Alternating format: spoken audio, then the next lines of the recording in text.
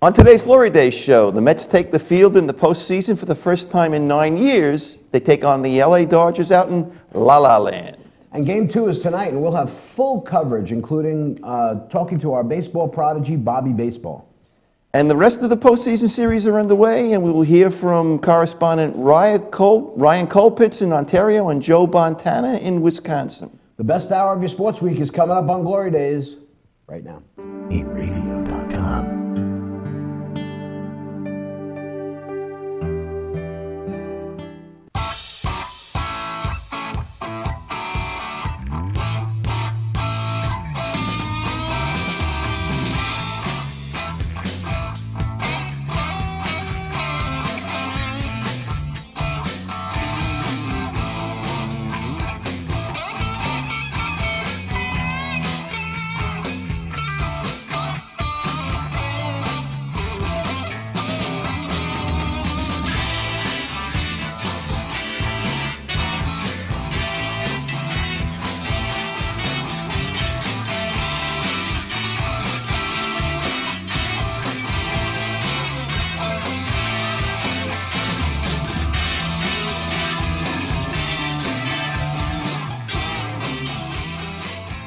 Hello again, everybody. Today is Saturday, October 10th, 2015, and you are watching The Glory Days Show with Bruce and Disco.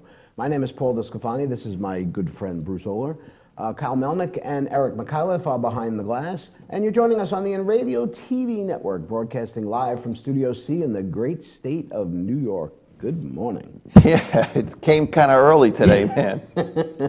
You know, it was a late night for us up here on the East Coast. What time did that game end yesterday? About 1, I think a few minutes after 1. Started at 9:47 or something like that. Wow. It was a wonderful day to be a Met fan. Yeah. Of course. It's just, you know, we missed it so much. What? Well, the playoffs. Yeah, the playoffs. You know, I mean, it's been 9 years since the Mets have been in the playoffs. Yeah. You know, and it wasn't like they, you know, although I guess 6 of the years were pretty bad. 6 of the years were no hope at all. Yeah. But we got to the NL championship game. Yeah, in 2006. Lost it in the 9th inning. We were way ahead the next year. 2007, we blew it. Had a collapse. We were kind of ahead and had a chance to get back in the last day of the season the following year. Yep. And then after that, we kind of fell off the cliff for a while. It's been kind of crap since. It has been. It has been. But last night was just an unbelievable game. And we were sitting here last week, and at that point, the Mets had the edge to get the home field advantage. Right. And they would have played New York last night. Instead, they were out in L.A. The game started at 9:47 our time. It was over a little after 1. And I tell you, man, well, you know what? I 7 o'clock came kind of early today. I think it might have helped them a little being on the road yesterday because, you know, first of all, obviously it's a very, very young team. Yeah. We're sprinkled with veterans, you know, but at home, first game of the playoffs in 9 years. I think there would have been a little bit of. They would have been too pumped up, I think. Yes, you know? Exactly. And again, I think that's the key word. It's not pressure. Mm-hmm. It's excitement, and it's being pumped up. And as Douglas Dow used to say, exuberance. It's exuberance. You know, and youthful exuberance. Terry Collins has said more than once. That's the problem that sometimes Steven Matz has in the early part of the game, and Noah Syndergaard has in the part of the game. They're just too hyped up before they get started. But you know, going into the game, and we're going to be bringing on our guest in a second. I was talking to my son James about it yesterday before the game, and I said, you know what? When you're facing guys like Kershaw and Greinke, you know that you're not going to score a lot of runs. So you know that ahead of time. Well, I might beg to differ with you a little bit with that. Well, just in general. I mean, because Kershaw's such a great pitcher, but you know what? His postseason record is horrible. But 1-6 with a 4.99 ERA. It's just, and he said he's given up 23 runs in his last 21 postseason innings or something. Unbelievable. That's just ridiculous. But you go in, when you go into a series against those guys, you know you're not going to get a lot of opportunities to score runs. Yeah, well, I mean, I just think playoff baseball is generally like that. Every game is going to be tight. So if you know you're not going, your biggest concern is how are your pitchers going to do against him, and will they be able to keep you into the game? Yeah. And you know what? That's not a concern with the Mets at this point. No, it's not. And if you look at the pitchers they have lined up for this series, see the Dodgers, their problem is they got two great pitchers, and then it's just, Right. the drop off on that drop-off. talent is precipitous. Right? Ooh. There you go. That's a good word. Spell precipitous. No. That's a $5 word, as they say.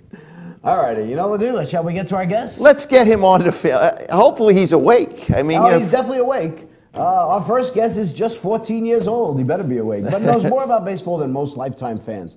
When we last spoke to him early in the year, we discussed if the Mets had what it takes to get to the playoffs. And now we're there. Please welcome back to the program our good friend, Bobby Baseball. Bobby, are you there? Yeah, I'm here. Hey, Bobby. Hey, guys, how's it going? Good. So listen, that game was over at 1 o'clock. I guess, was that tough for you to stay up that late, or were you drinking a lot of those energy drinks or whatever? I had a lot of iced tea to stay awake. Iced tea, okay. Yeah, I almost fell asleep right before David Wright had that big hit late in the game to drive in 2 runs. So I almost missed that, but I stayed awake. We talked to you about being a 14-year-old Met fan and how mostly in your conscious life you've had nothing but misery. And I told you that when it goes good, it's really good, isn't it? Yeah. Yeah, I don't remember a lot from 2006, so this is really the first time I've seen any Mets success. Right. And it's exciting. It's really exciting. It's really good. We were talking just a little while ago about the game itself, and what was your take on it? Watching it last night. Well, obviously DeGrom was dominant. There was just a few mistakes I thought Terry Collins made before the game started and at the end. Before the game started, it was just a lineup move. He started Michael Kadire instead of Conforto, and I was talking to my dad before the game started, and I couldn't understand why I did that. I understand Conforto's tough on lefties, so you want to get a righty in there, but I'm also a righty. You're not going to put me in to face Clayton Kershaw because Conforto is a better hitter than Kadire. Well, I tell you, I hear what you're saying. I said the same thing, although I thought they should have started Lagares in center and move Cespedes to left. One of the things that I didn't understand, and Bobby, I agree with you 1,000,000%, but they have been protecting Conforto all year against left-handed pitchers. As soon as they bring a lefty in, he comes out. Sometimes he comes out in the 5th or 6th inning. Yeah. He only had 13 at-bats the whole year against the left-handed pitcher. Yeah, he didn't get enough exposure to lefties. And, again, Terry Collins has made some pretty ridiculous decisions throughout the season, but that's mostly been with his bullpen. I think that's another mistake that he and the organization made.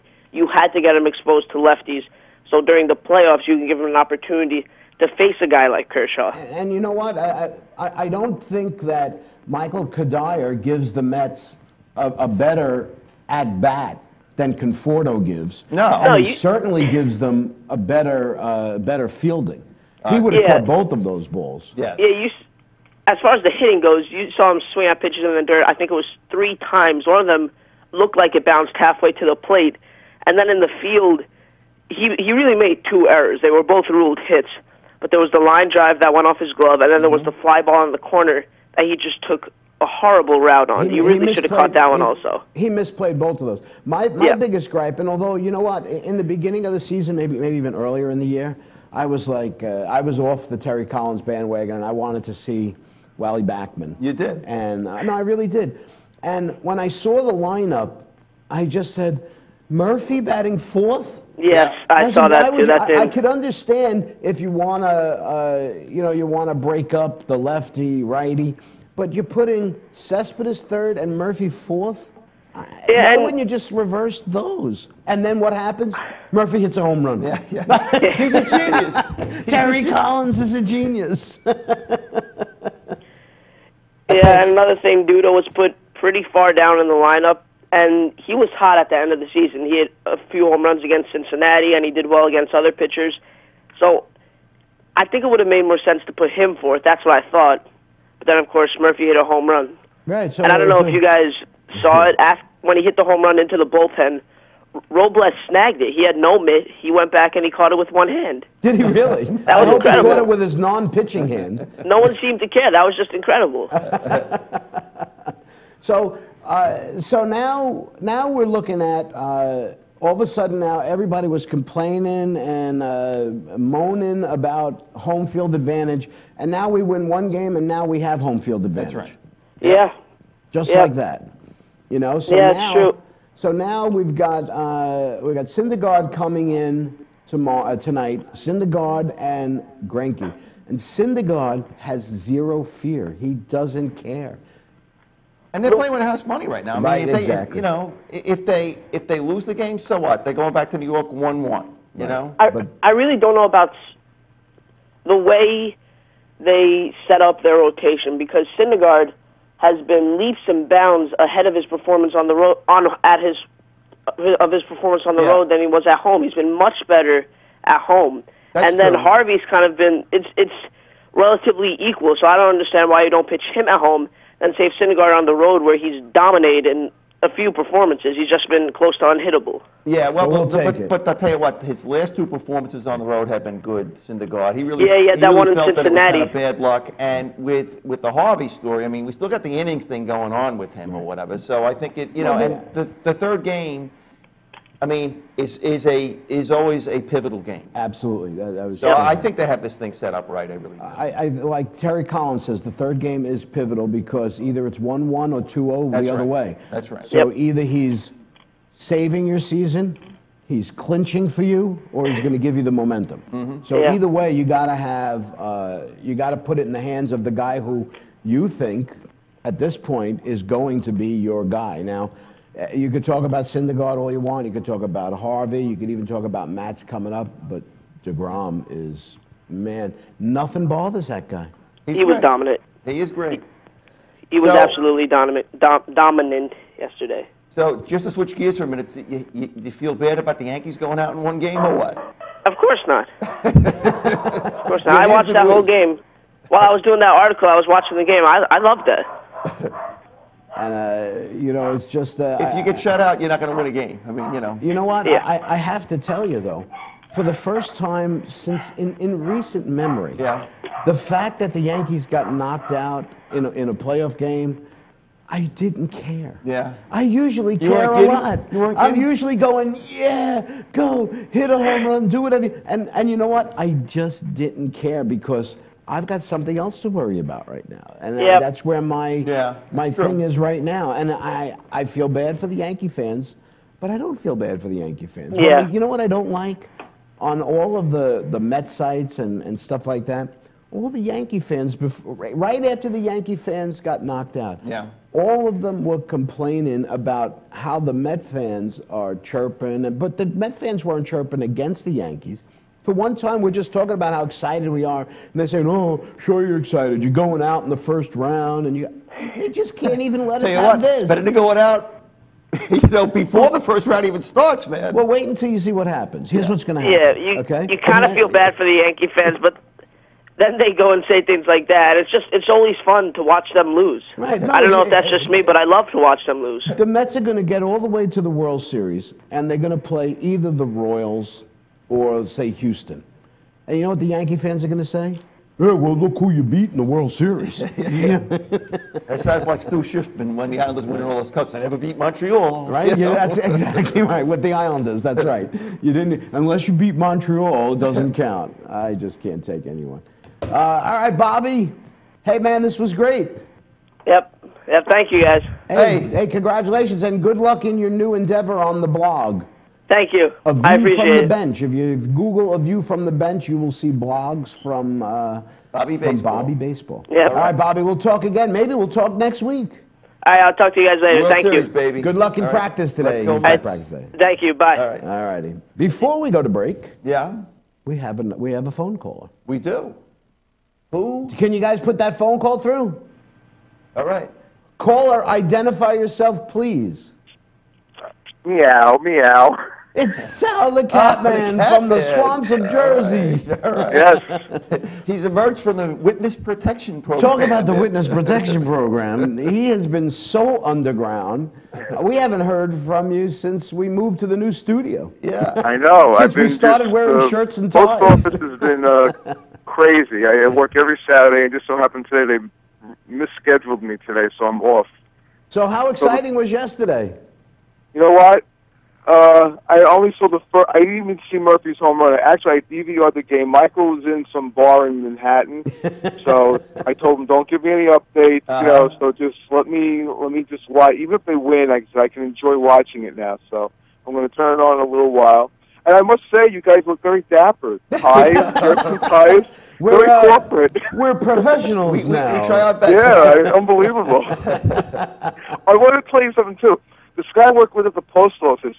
Did you happen to see the baseball commercials they're running with the kids, and then they turn into major leaguers? Yes. Did you see the one yesterday with the kid that's McCutcheon? No. It was on the Texas game. That's the one guy that worked at the post office. That's his son. Oh, really? Yeah, they took a bunch of kids. This is out in Jersey, and they filmed it a couple of weeks ago. So I was teasing him. I said, "Yeah." He goes, "His son is." They say he looks like McCutcheon when he was a kid. Really? So they show him like swinging a bat, and then they show him running towards the fence to make a leap for a catch, and then it changes to McCutcheon. I did. I saw a couple of them, but I said, "Oh wow, that's pretty cool." I got to watch that. I haven't seen that. Yeah. The commercials. I mean, the promos that they've been running for the postseason they've just been great. Yeah.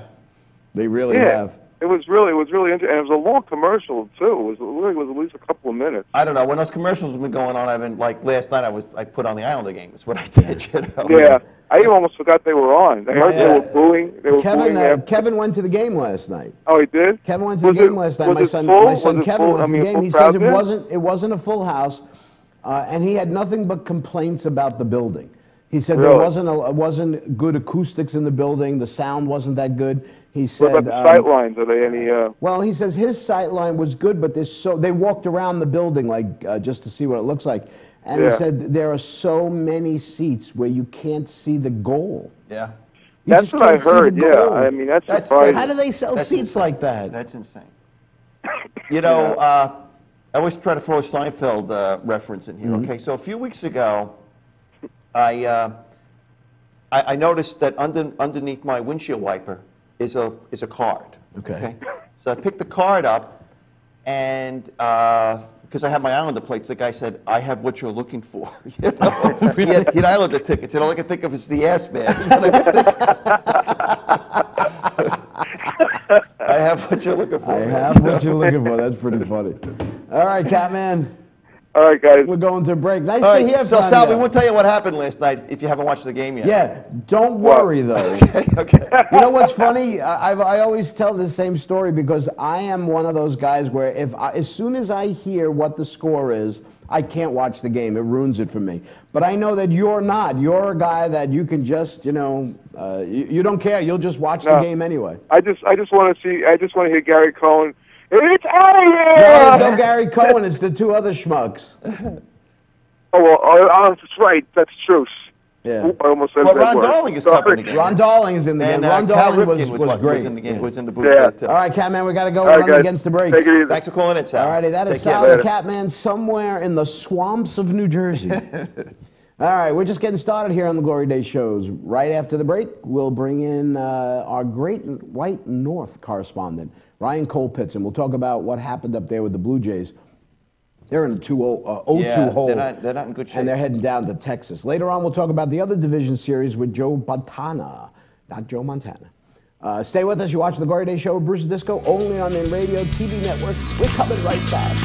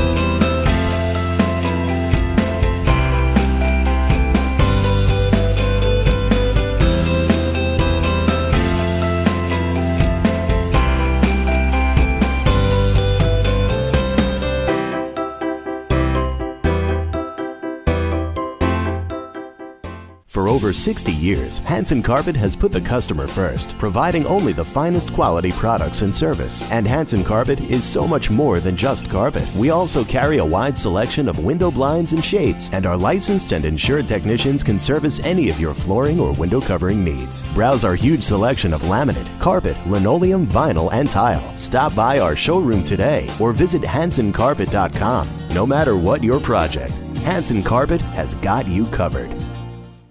Village Music Shop of Mastic. 1-800-HEY-DUDE, your full-service store with personalized attention, school band instrument rentals and sales, music instruction on all instruments for all styles and age groups, for guitars, drums, amplifiers, PA systems, and accessories. It's Village Music Shop, 1495 Montauk Highway in Mastic. Call 1-800-HEY-DUDE or go to villagemusicshop.com. The world of advertising has changed. Radio, TV, and newspaper revenues have declined drastically. Why? Because businesses have realized that advertising return on investment isn't what it used to be. So what can we do about it? Well, that's easy. Advertise online. Own a local restaurant, real estate agency, or even a national retail chain? Whatever your business, InRavio can get your message out there, and we can do it at a fraction of the cost. Call today and see the difference for yourself. This isn't TV. This isn't radio. This is InRavio.com.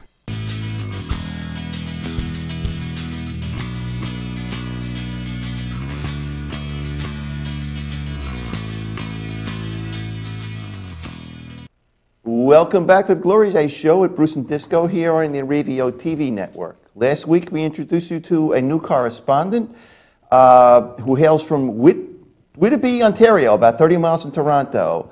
He is the Toronto Blue Jays columnist for the internet site Around the Horn Talk. Please welcome to the program via Skype, Ryan Colpitts. Hey Ryan, how are you?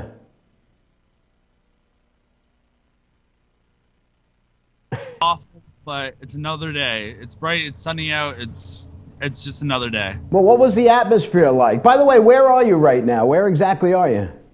I'm just sitting outside a flea market in Pickering. Looking to buy some J stuff just to amp up my fan cave a bit, you know. Instead of like the wholesome food to kind of get past the loss, it's me buying bobbleheads. So is there a lot of suicidal Toronto Blue Jay fans there today? Is everybody walking around in a fog? I don't know. Like, I don't even know what to say. Like, there hasn't been too many Jays fans around, but I mean, it's still early. I mean, everybody's still probably drinking their worries away. But we'll see what happens tomorrow in Texas.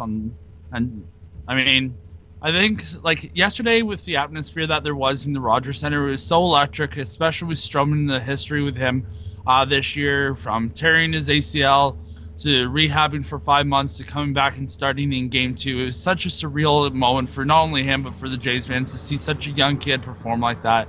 And, I mean, I think the nerves definitely got to both him and Price yesterday, the day before. But now they're headed to Texas. They're playing their third and fourth string guys. So, I mean, and Beltry's still out of the lineup, so it'll be interesting to see what he does come tomorrow, whether he'll be in the lineup or not. And hopefully we can take the next two and then come back for Game 5 and go past it to head to the LCS. You know, we were talking before earlier in the program about the fact how the Mets didn't get home field advantage during that last week of the season and had to go out to L.A. And we had talked about the fact that because the Mets have such a young team, and especially, and not so much young, but really not any playoff experience at all, it might have helped them being on the road where there's not enough. Now, I know you were talking about how electric the stadium was, and I think that's a lot for a young team or a team that doesn't have a lot of playoff experience. You know, because you're amped up and you want to do well for your home fans. I think it worked actually in the Mets' favor to be out in Los Angeles last night. Oh, yeah, 100%. I mean, the fact that even, like, Price said that, like, Price, I mean, the other day was working on 11 days rest. Stroman wasn't, but the fact that Stroman and Osuna and all those guys, like you said, they're young guys. They haven't been exposed to it. And I mean, even the broadcasters were saying how they weren't completing their pitches fully to what they usually do because of the fact that they were so amped up just wanting to get strikes. They were rushing the game.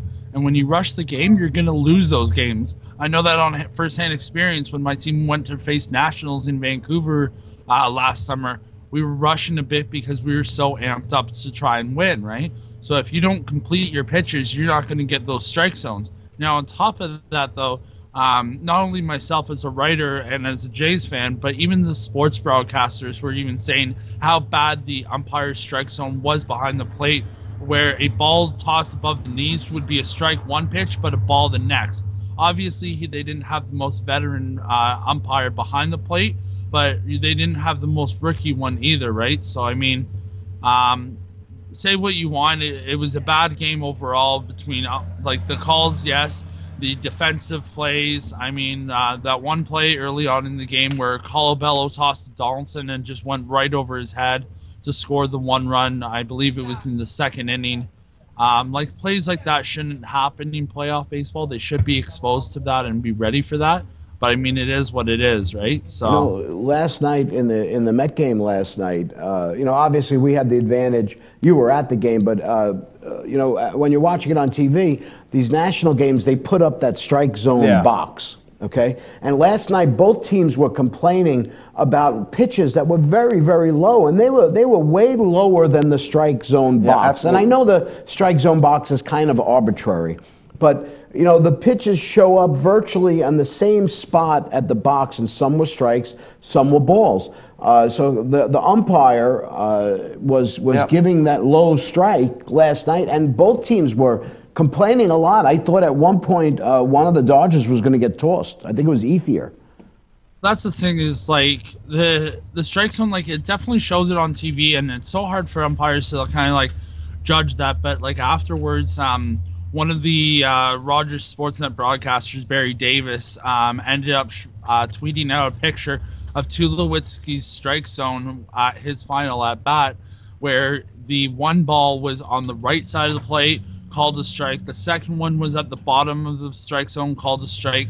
Then the third one was outside of the plate, and then it was called a strike too. And even the overview cam saw, like, the ball just zip down the side of the plate.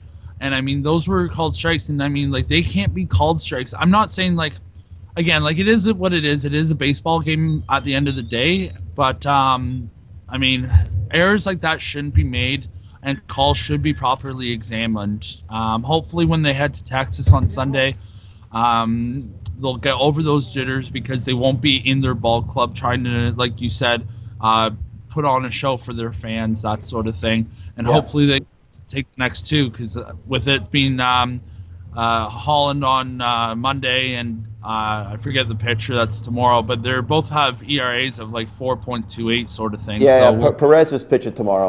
Martin Perez, I guess. It's an 8:10 start, and you got Marco Estrada going 13-8 with a 3.13. So I would say it would look pretty good. You'd have to say that Toronto should win the game on Sunday and probably get back in the series. Of course, we got to play the game on the field. You don't play it on a piece of paper. Uh-oh. Oh, there he goes. Oh, yes, no. Did we lose him? Hold on. We might have lost. But, yeah, so we're trying to get Ryan back on here. We don't know what happened to him. Did we lose him? Okay. We're going to keep talking because that's what we do best here. Yeah, so, going down 0-2 in a 7-game series is not... well, this is a 5-game series. No, I know. It is not obviously as bad as going down 0-2 in a 5-game series. Yeah, that's right. And I don't know what the stat is because I didn't think to check it out. Because you were up late last night. Because I was up late last night.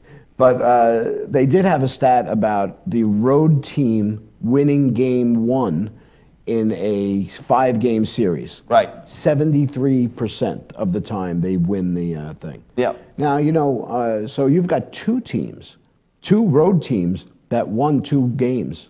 You think about it, I mean, even the wild card games, the road team won. Road teams shut the home team out. Yeah. I think we got him back. Did we get him back? Yes, we do. All righty, cool. That's it. We're out of time. Thanks. So, what are they going to have to do tomorrow?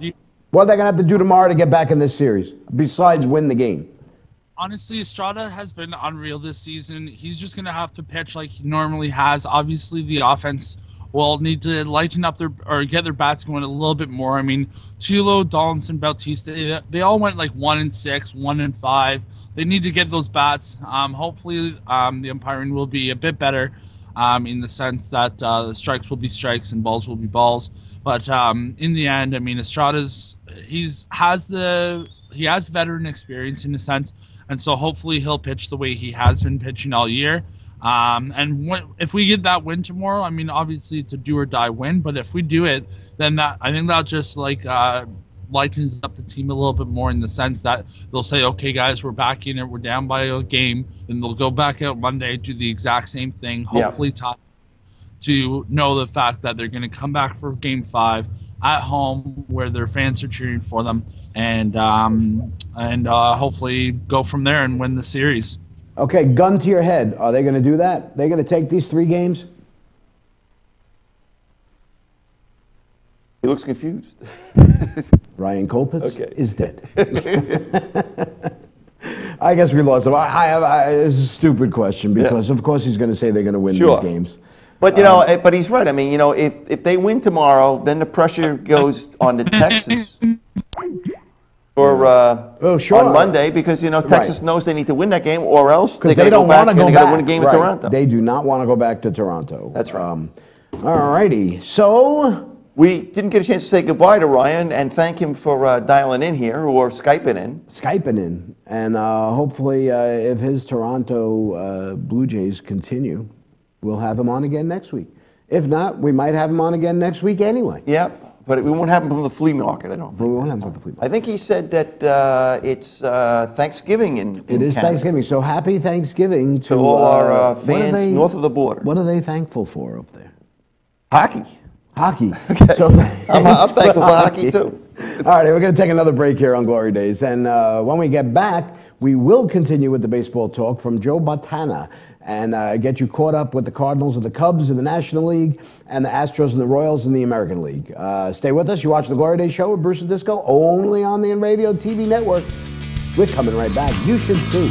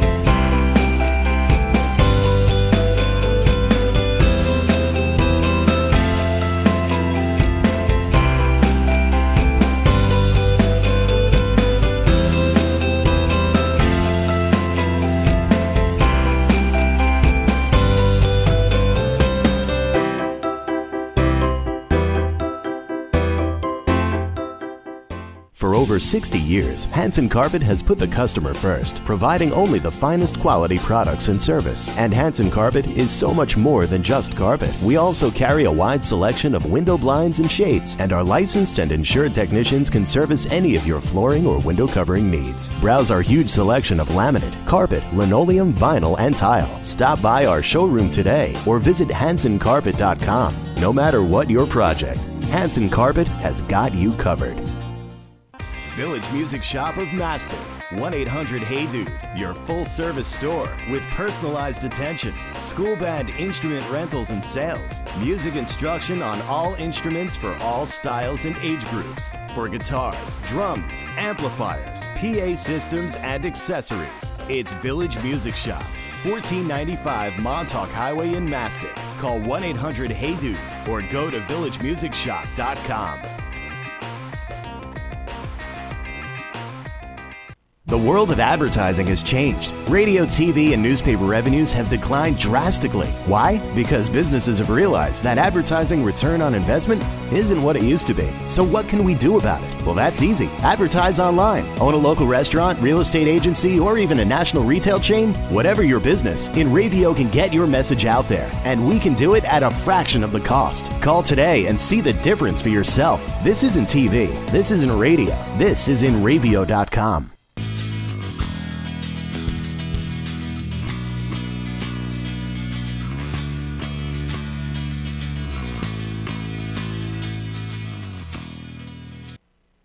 Oh, welcome back to the Glory Days Show with Bruce and Disco here on the InRavio TV network. On our phone is another columnist from Around the Horn Talk who hails from Wisconsin but is traveling all the time. Not sure where he might be right now. Please welcome a new segment to the Glory Days Show called Where the Heck is Joey with Joe Botana. Joe, how are you? We don't even know where he is. Where'd he go? I know where I am. Oh, there you are. Hey, Joe, how are you? I'm great.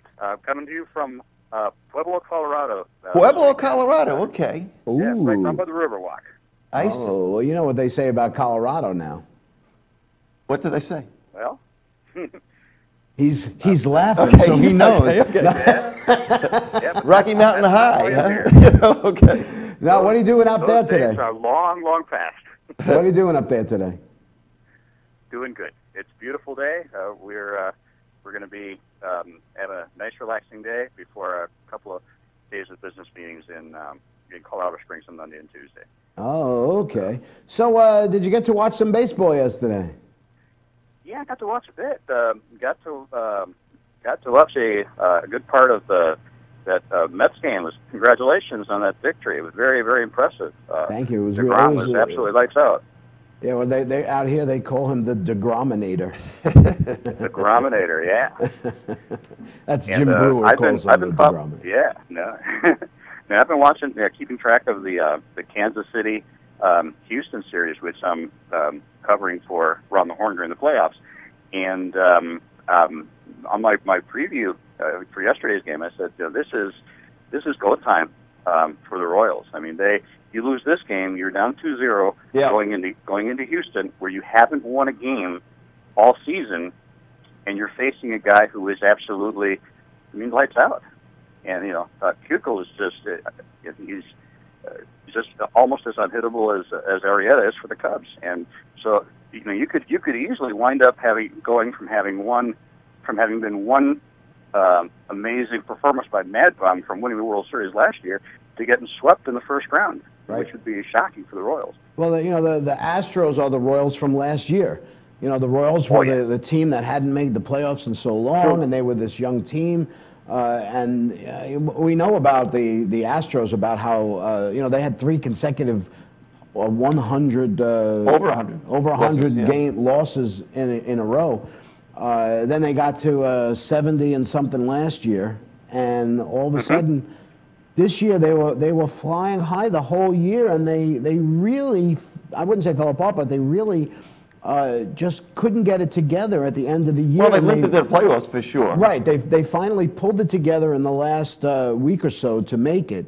I mean, even the wild card spot was precarious for a while. Oh yeah, absolutely. And I a lot of us back in Wisconsin were talking about how for Carlos Gomez and for Mike Fiers, this had to be, to quote Yogi, deja vu all over again, because they went through it last year with Milwaukee, and Milwaukee was in first place for about 130 days, and then they just completely melted down and wound up out of the playoffs.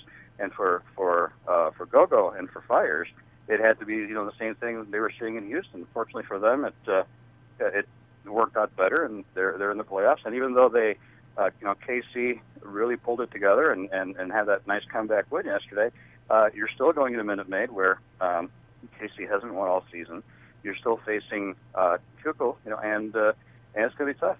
They could be down 2-1 and having to win the next 2 games to go on to the next round against looking like Texas, actually. Well, let's say that that does happen. tomorrow, or is it Monday? Right. No, Sunday. Tomorrow. yeah, they're Sunday, playing right. tomorrow. Yeah. It's Sunday, yeah. 4:10. Are they going to be able to win a Game 4 in Houston?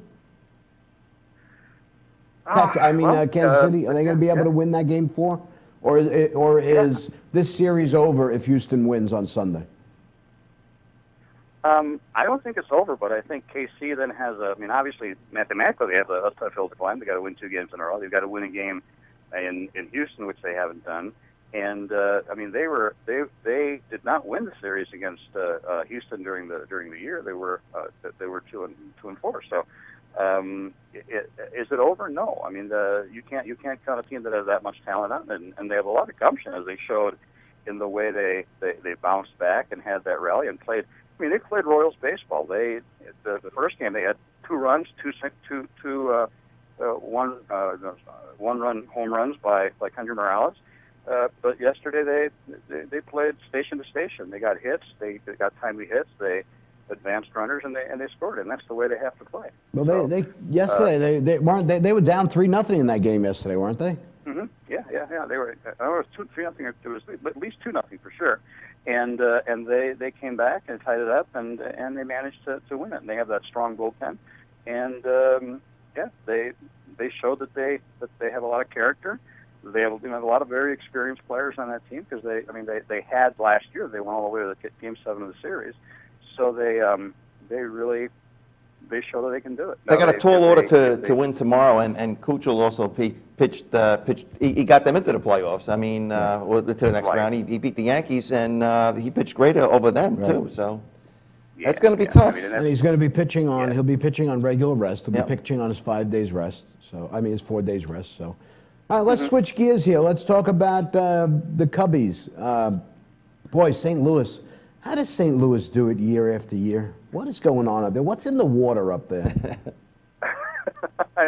I don't know. We'd have to ask Jim from our blog, and I'd have to ask my friend Alan Mitchell, who's a born and raised Cardinals fan from St. Louis. But yeah, they seem to have the ability to overcome adversity on top of adversity on top of adversity and still be there. And they didn't finish really strong in the regular season. They come in against a team that is just on fire. The Cubs swept the Brewers in the final series, which is, it's not saying a lot because the Brewers didn't have a very great year, but they've been playing better, and they came in and absolutely dominated. Then they go into Pittsburgh, which is a relatively tough place to play, and win that series. Yeah, but the thing they had going for them was Jake Arrieta, man. That guy, he's a lights-out pitcher. Yeah. He really is. No doubt. Yeah. He's a step above everybody. But Lester's no slouch either, and so they come in with Lester, really really streaky. A lot of momentum, a lot of confidence. They just get completely shut down. I think they had 3 hits. It was a tight game until the 8th inning. It was 1-0, and then they scored 3 in the 8th, 2 home runs in the 8th. That fan put him away. Is amazing. I saw him hit two home runs in Milwaukee, and one of those balls. I'm telling you, I have not seen many balls go that far at Miller Park, even when we had Prince Fielder there. It was unbelievable. That guy has some amazing power. So, what do the Cubs do before they can get to Arrieta? Well, that's Game 2 tonight. That's 5:37. We got Jamie Garcia. Do the Cubs need to win this game in order to win the series? Or if they'll go down 2-0. Come back with Game 3. We talked about this with Bayou Baseball. Game 3 is the most pivotal game, so they have it set up that their ace is going to pitch that. So it'll either be 1-1 and they'll get the momentum, or he has got to be the guy to save their season. Is what it's got to be. Yeah, but I really, the Cubs are the Cubs, and they've got a long, rich history of having stuff like this happen to them. True. And I think and I think that if they go down 0-2 in this series in St. Louis. I think the fat lady will be warming up her vocal cords because there's just no way they're going to win 3 games, against Well, you know, you know, obviously they're always the sentimental favorites because it's been so long. You know, what's it up to now? 107 years, 108 years? 1908, I think, was the last time they won. Yeah, 1908. Yes, I mean we're talking. You know, wow, you're talking I mean, 108 years. Our grandparents were little kids at that time, guys. and we're no spring chickens. So that's Yeah. I think it was Harry Carey that made this statement back in 2000. Says, "Oh, come on, folks. Everybody has a bad century once in a while." You know, it's easy for Met fans to laugh because we're finally having success this year. You know, but the Mets have always been. The Mets seem to be like they deal in decades. We made the playoffs in the 60s. We made the playoffs in the 70s. We made the playoffs in the 80s. We made the playoffs in the 90s, and now, you know, we made the playoffs in the 2000s, and now we're in the 2010s. Yeah, and we made the playoffs again. So we've had minimal success. You know, not everybody is the Yankees and the Cardinals, apparently. So you know what? Maybe it's not the water, unless they drink different water in the Bronx than we drink here in Queens. No, it's the infrastructure. It's the way that organization approaches, you know, business. What it is, I really think so. And I wonder, I just wonder why or how come St. Louis just does it better. Is it that they just know how to do it? I can't understand why people, you know, it can't just be following the model. You have to be able to not only judge talent, which is very difficult to do, but you have to be able to develop it. You have to be able to develop it, nurture it, and then bring it up when it's ready. We talked about that last week, and that's exactly what they do. They start out with these pitchers in the bullpen, right? So, you know, they do all the right things. They really do. Class organization. I think it's. Yeah, it's you got a good system, you got the model, but then you know success breeds success, and so you have people that have been doing it well, for a long time, and they bring in new people, and they develop them and they train them, and so when they're ready to move up, they're ready to move up and they're ready to do it right, and the winning tradition, the players come into the organization and they respect that, and they expect to do well, and they know they're expected to do well, and when the time comes. Next man up, and he performs, and you know, it's just you get in that momentum, and it's just it tends to carry on. Just like when you get into a kind of an entry model of futility, it's really hard to break out of that. All right, so you know what? Let's. What do you think? Well, let's ask Sammy Stone what he thinks. All right. Sammy Stone. That's right. Tell me the future. Okay, ask me. Will the Cubs come back and beat the Cardinals? That ain't gonna happen. All right. You had it from the authority. All right, one more time. Sammy Stone. Sammy Stone. Yo. Tell me the future. Sure, ask away. Will the Astros beat the Rangers? The Royals. Now. Oh, see, I screwed him up.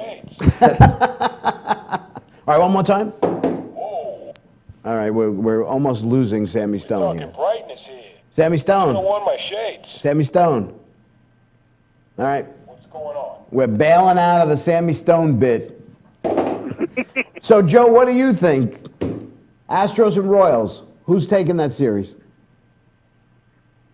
I think it's going to depend on Game 3. If whoever wins Game 3 wins the series, no doubt about it. So who wins Games 3? I think the Astros win it. Yeah, I think Dallas going, is going to do it. Yeah. I think you're right. All righty, and Chicago, St. Louis? I really think St. Louis is going to win that one, and they may actually not bring it back to St. Louis. They may finish it up in Chicago. Okay. All right, Joe, enjoy your business trip up there in Colorado. Bring back some candy for everyone.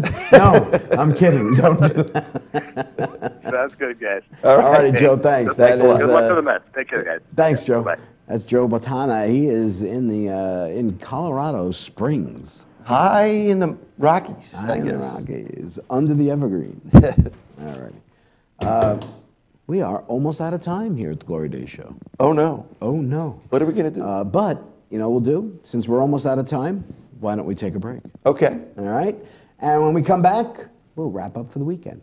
Stay with us. You're watching The Glory Day Show with Bruce and Disco, only on the Radio TV network. We're coming right back. Hope you are too.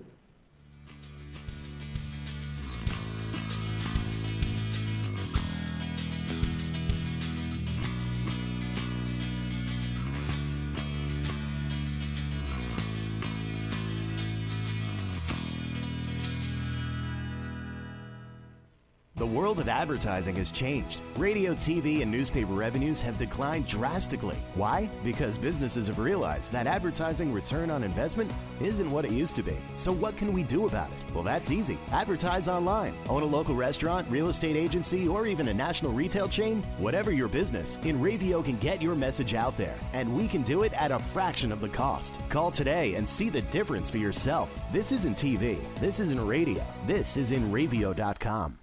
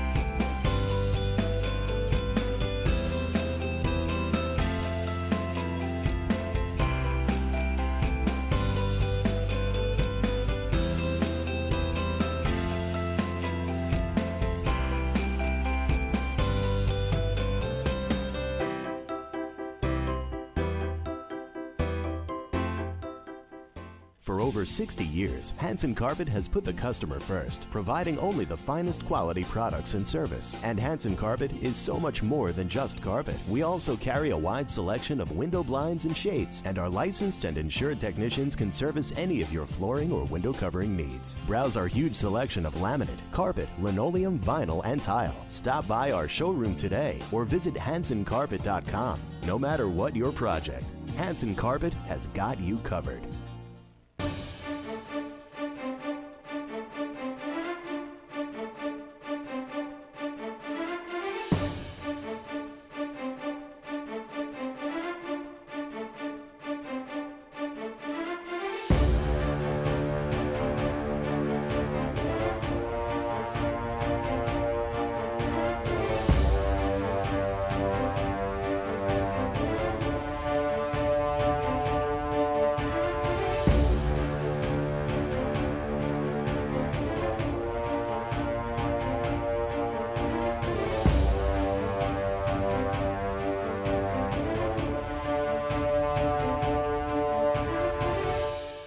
Hey, this is Chris Less Jake, and if InRavio.com spots you at an event wearing this bracelet, they will give you $100. Village Music Shop of Mastic.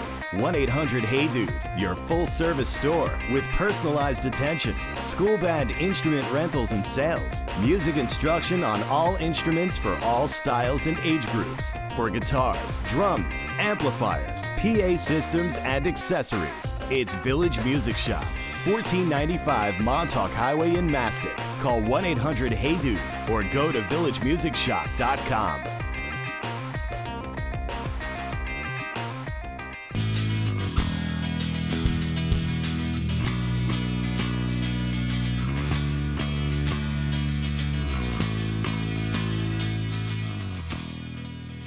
Welcome back to the Glory Day Show with Bruce and Disco here on the InRavio TV network. So what did we learn today? What did you learn today? Well, first of all, the Catman is still with us. That's very good. That was good to know, you know. We haven't heard from the Catman in a long time. 1 o'clock in the morning is late for anybody, not just us, but for 14-year-old baseball mavens like Bobby Baseball. You know what I learned? I learned that I wish I was 14 again. Boy, that's pretty good, getting to stay up late. Although I was wondering if I guess we learned that his drink of choice is iced tea. Yeah. I thought it would have been Red Bull or something. I thought maybe that was a code word for something. Yeah, well, he didn't say Long Island iced tea, but he could have, I guess. You know. You think we've created a 14-year-old alcoholic? I hope not. I certainly hope not. We also know that hockey started, but we really don't care about that yet. While the Mets are still in the game here. Right, but we could talk about hockey for a few minutes. We did. Well, we can. We can. We could talk about the Islanders last night. Islanders. They lost in overtime. Lost in overtime. 3-2. Now there was came back something. twice There in was that something game. that I didn't know, and well, obviously I have Pete on pretty soon. I guess Next week we're gonna have Pete on. to do a hockey preview, a hockey extravaganza. Oh, hockey extravaganza. But that overtime is now 3-on-3. 3-on-3, yes. But you know what happened? The Islanders got a penalty. Yeah, what did they do with the penalty? Well, I said it was going to be 3-on-2, so it wound up being 4-on-3. Oh, they get to add a guy instead of you. Yeah, I can't taking say. a guy I off. guess I've been snoozing on the rule updates and things like that. But that's what happened. Oh, okay. Well, they lost in overtime.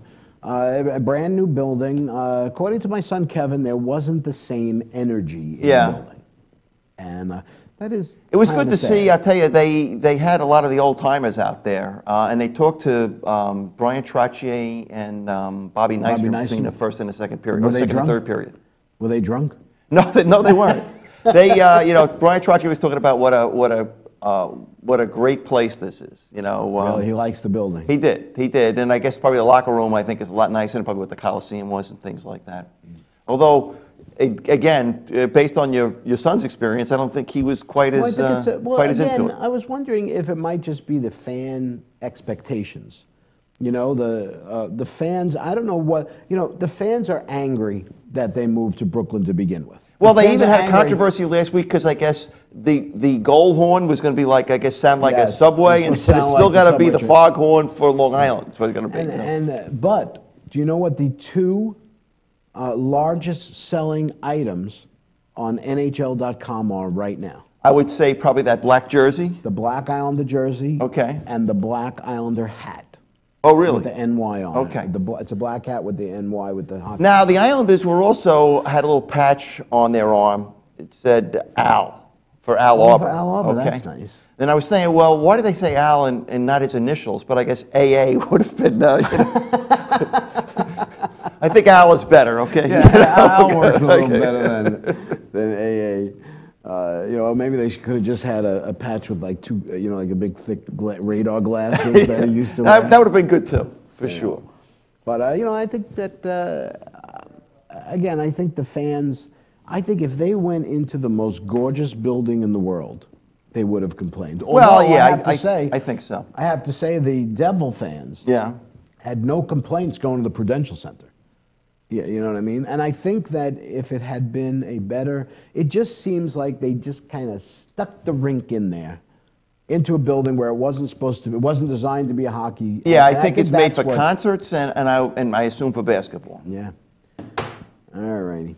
So it's sad the Coliseum. I mean, the Islanders don't play at the Coliseum anymore, but we got to get over it. And that ship has sailed. Yep, that's right. There's not a thing we could do about it. That's right. Thanks to Kate Murray and the rest of the town of Hempstead knuckleheads. That's not what's on the teleprompter there. Okay. Thanks to our producers, Kyle Melnick and Eric Mikhaila, for all their hard work. They make us look good out here, don't they? They do. Thanks to all our guests today, Bobby Baseball, Ryan Colpertz, and a happy Thanksgiving to you out there, Ryan, in Ontario.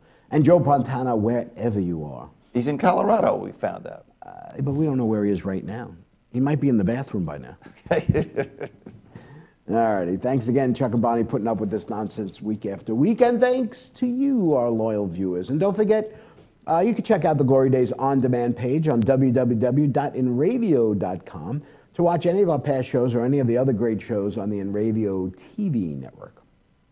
Next week, I guess we'll continue with the baseball playoffs, and we'll get ready for the NHL season, and we'll talk with our hockey maven, Pete Torgerson.